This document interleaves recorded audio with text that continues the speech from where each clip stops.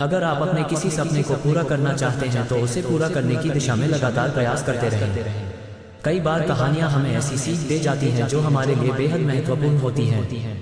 जैसे अगर आप अपने किसी सपने को पूरा करना चाहते हैं तो उसे पूरा करने की दिशा में लगातार प्रयास करते रहें। चाहे कितनी भी मुश्किलें क्यों ना आए, प्रयास करना न छोड़ें।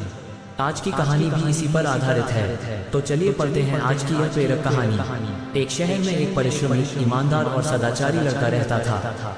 वह अपने माता पिता, भाई बहन, मित्र, रिश्तेदार से बहुत ज्यादा प्यार करता था। वह सभी की सहायता के लिए हमेशा तैयार रहता था। इसी के चलते सभी उसका बहुत सम्मान करते थे।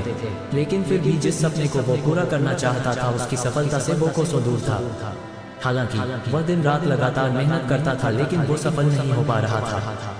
उसका पूरा जीवन ऐसे ही निकल गया था।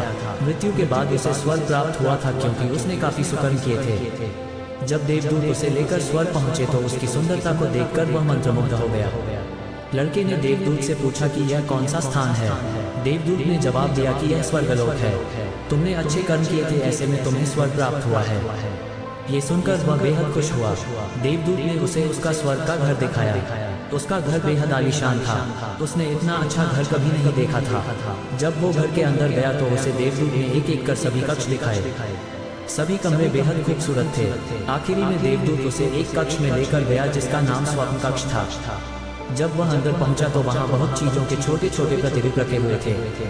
ये वही सब था जिसे पाने के लिए लड़के ने अपनी पूरी जिंदगी मेहनत की थी, लेकिन वह उन सभी को हासिल नहीं कर पाया था। उसने सोचा कि यह सब तो उसने धरती लोक पर देखा था, लेकिन उसे ये सब नहीं मिला। तो अब उसकी मृत्यु के बाद ये सब यहाँ क्यों है?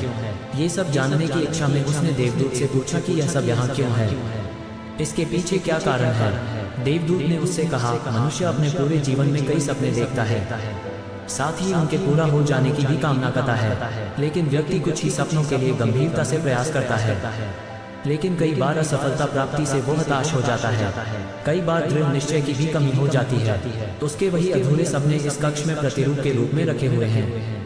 अगर तुमने आखिरी समय तक हार न मानी होती तो उसे अपने जीवन में प्राप्त कर चुके होते। उसे अपनी गलती समझ आ गई थी, लेकिन वह अब कुछ नहीं कर सकता था। किसी भी सपने को पूरा करने की दिशा में लगातार काम करना चाहिए।